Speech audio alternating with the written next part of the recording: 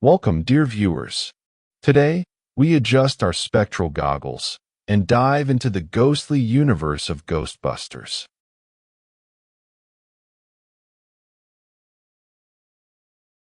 For this exploration, I have the honor to welcome Jillian Holtzman, the most unhinged engineer in the paranormal field. Thanks for the invitation. I'm delighted to be here, surrounded by specters and science.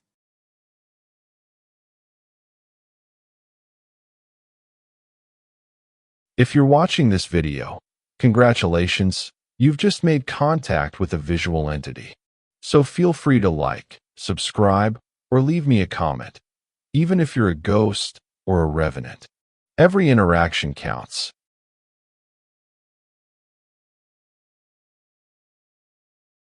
Between E.T. and Batman, another phenomenon emerged in 1984, Ghostbusters. Neither sci-fi, nor pure comedy, nor horror film. Just a paranormal cocktail carried by sarcastic hunters and effects that go boo. The sequel in 1989 tries to extend the magic, but Columbia wants to sell toys. Murray slams the door, and the saga falls asleep, like a ghost stuck in its trap. At the end of the 90s, the old crew wants to resurrect Ghostbusters. Nothing moves until the 2009 video game, which hits big and revives the movie project. Murray returns. Reitman steps back. Columbia wants something trendy. The old crew cries sacrilege. In 2012, another refusal from Murray. The reboot floats in the air like a ghost in search of casting. Murray hesitates. Reitman proposes a remake, but Harold Ramis's death chills everything. Reitman remains a ghost producer, while Columbia looks for a comic team to relaunch the saga. In 2014, Paul Feig is chosen. No sequel, no nostalgia, just a modern reboot with boom and slime in high definition.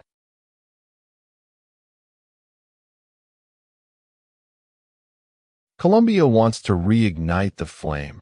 Same spirit, more pixels. 100% female cast. The internet catches fire. Forums go to war.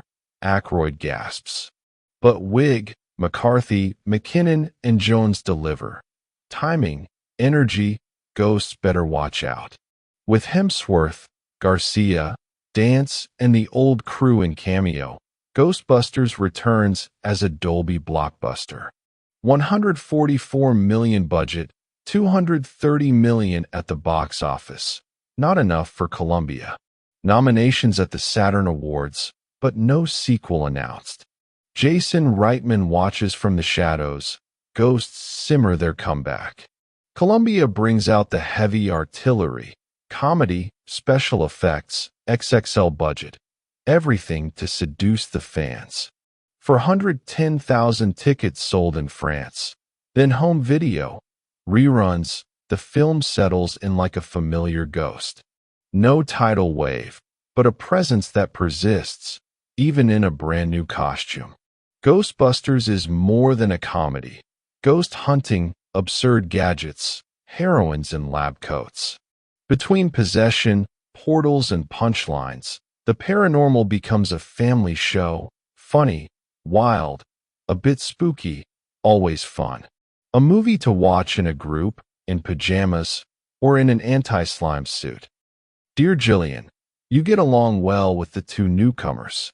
And together, you start your own business to create Ghostbusters. Exactly. 3 brains, 1 lab, and an illegal amount of slam, that's all it took to launch our business. We hunt ghosts, we fix dimensional portals, and we design our own logos. So, you're kind of the scientific tinkerer of the ghost hunting crew? Exactly.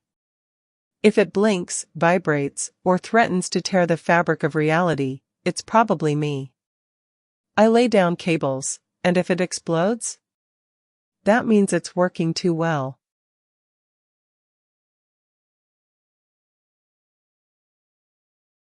The portal is open, No more preliminaries. We enter the heart of the paranormal, where scientists perform miracles. Time for the critique.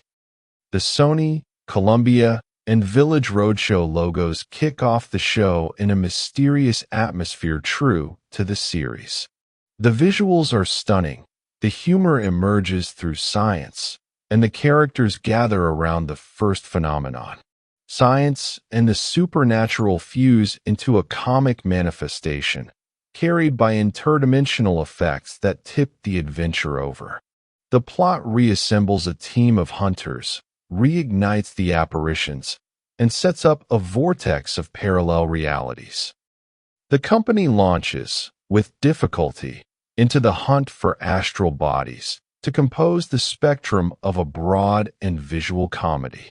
The hunt intensifies, the effects sharpen, and the humor resurfaces with the appearance of a strange character. The pace is bold, the clues pile up, and the first supernatural case leads to a spectacular showdown. The direction is flawless, the twists are captivating, and the atmosphere stays true to the spirit of the series.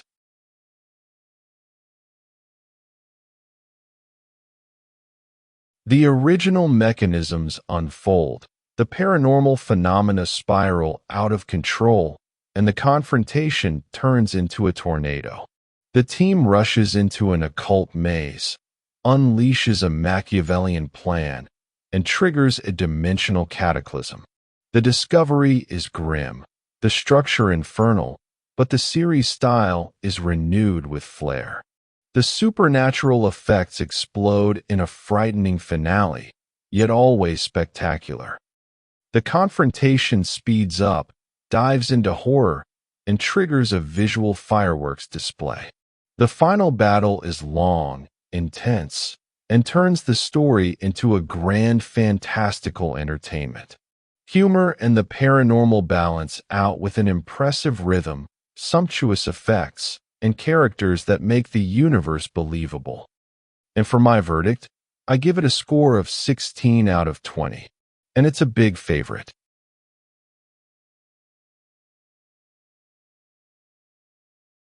After a feat like the one you pulled off, are you going to keep hunting ghosts? Keep going? Obviously. As long as there are specters and elevators, I'll be there with my proton pack. I stay in the field.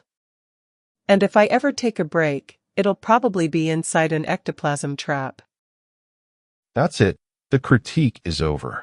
If you've stayed until now, it means you've crossed the spectral field without losing your Wi-Fi signal. So feel free to subscribe to the channel. There will be more entities roaming around.